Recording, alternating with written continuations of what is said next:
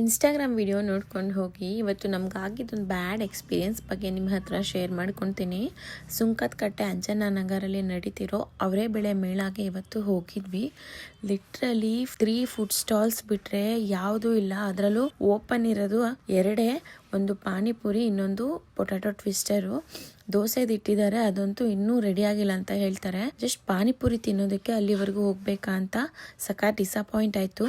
ಅದರಲ್ಲೂ ನನ್ನ ವಿಡಿಯೋದಲ್ಲಿ ನೋಡಿದಾಗ ಅದರಲ್ಲಿ ಇದ್ದಿದ್ದ ಕಮೆಂಟ್ಸಲ್ಲಿ ಕೂಡ ಏನೂ ಇಲ್ಲ, ವೇಸ್ಟ್, ಮತ್ತು ಸಂಜೆ ಮೇಲೆ ಸ್ಟಾಲ್ಸ್ ಓಪನ್ ಅಂತೆಲ್ಲ ಹಾಕಿದ್ರು. ಅದಕ್ಕೆ ಅಂತಾನೆ ನಾವು ಸಂಜೆ ಹೋಗಿದ್ದು. 5 ಗಂಟೆ ಆಗಿತ್ತು ನಾವು ಹೋದಾಗ, ಆದರೂ ಏನೂ ಓಪನ್ ಇರಲಿಲ್ಲ ಫುಡ್ ಸ್ಟಾಲ್ಸ್ ಅಂತೂ. ಅದು ಬಿಟ್ಟರೆ ಒಂದು ಸ್ವಲ್ಪ ಶಾಪಿಂಗ್ ಸ್ಟಾಲ್ಸ್ ಇದಾವೆ ಅಷ್ಟೇ.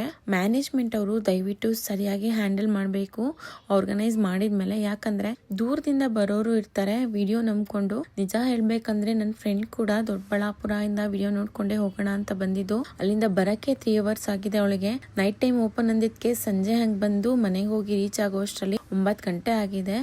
ಸುಮ್ನೆ ಖಾಲಿ ಗ್ರೌಂಡ್ ನೋಡ್ಕೊಂಡು ಹೋಗಕ್ಕೆ ಬಂದಿದ್ಲು ಅಷ್ಟೇ. ನಾವಂತೂ ಏನು ತಿನ್ಲಿಲ್ಲ. ಅಲ್ಲಿ ಆಚೆ ಬಂದು ಬೇರೆ ಕಡೆ ಊಟ ಮಾಡಿದಾಯ್ತು. ಜನನೂ ಅಷ್ಟಿರ್ಲಿಲ್ಲ ಅಲ್ಲಿದ್ದವರು. ಪಾಪ ನಮ್ಮಂಗೆ ಗೊತ್ತಿಲ್ಲದೆ ಬಂದಿರೋರು.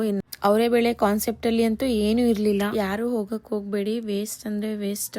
ನಾವು ತುಂಬಾ ಎಕ್ಸ್ಪೆಕ್ಟೇಷನ್ ಇಟ್ಕೊಂಡು ಹೋಗಿ ತುಂಬಾನೇ ಬೇಜಾರಾಯ್ತು ನಮ್ಗಂತೂ.